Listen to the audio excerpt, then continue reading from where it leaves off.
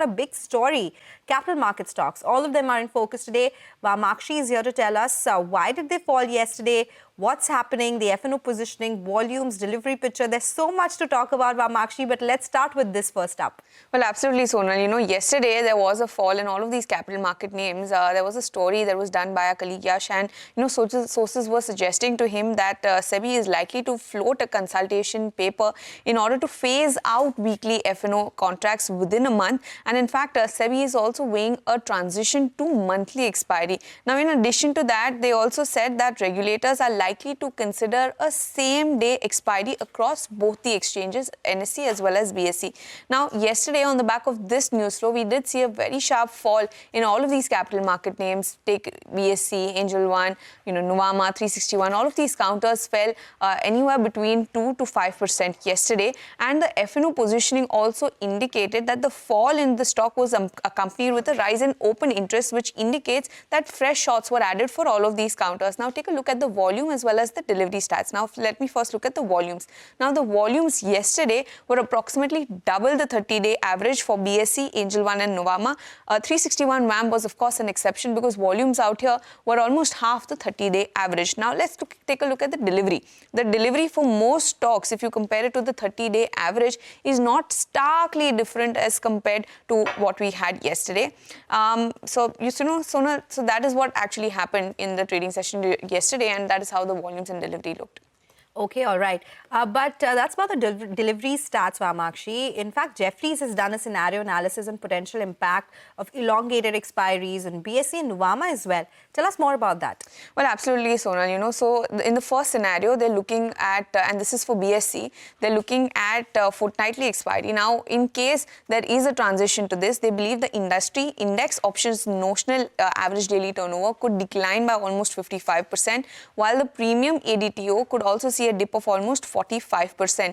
Now, in this scenario, they've taken two cases wherein if the expiries are on different days. Now, if that is the case, the market share is expected to likely remain stable at 29%. The options revenue, however, could dip by 38%, which could lead to a 22% fall in the total revenue and a 21% fall in the net profit. Now, apart from that, if there is the same day expiry under the same scenario, that is fortnightly expiry, the market share here then is expected to fall to 20% for BSE. The options revenue is expected to see a much sharper cut of almost 57%, leading to a 33% drop in the total revenue and a nearly 35% drop in the net profit. Now, the other scenario is for monthly expiry. Out here, they're expecting a much sharper fall in the industry ADTO of almost 80%, and the premium ADTO is also expected to decline by almost 70%.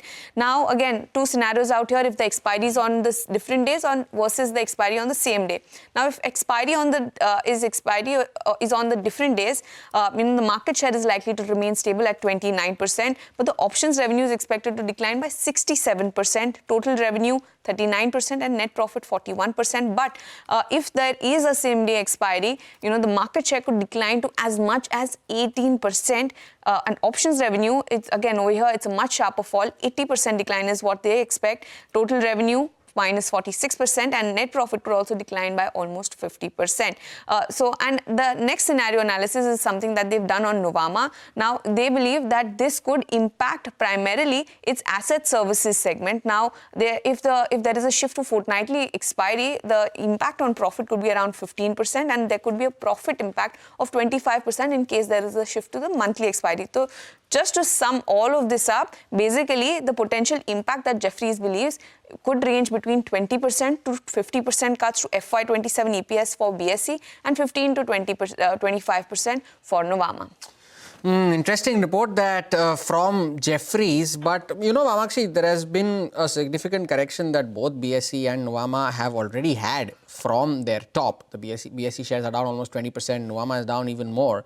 So, based on this scenario analysis, how much of it is already in the price, and what could be the further road ahead for these companies? Well, absolutely, Hormaz, you're right. Now if we compare all how these stocks have moved after hitting a high in 2025, BSE, like you said, is down almost 27%. Angel One is down 32%.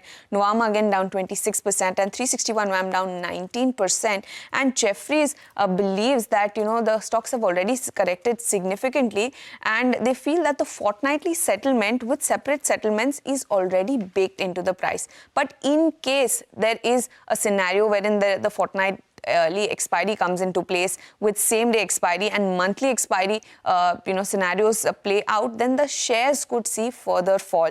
Now, when we talk about the valuation, now Jefferies sees that the valuation for BSE and Nuvama is reasonable at 38 times and 18 times FY27 PE respectively. So therefore, they don't see a material derating. But today, Hormaz, all eyes will be on the SEBI board meeting, and we'll be waiting by for what comes out of it. Indeed, we'll be talking about this when we return next week, and important updates there. Vamakshi, thank you for taking us through this big story of the day, and of course for the evening that lies ahead of us as well.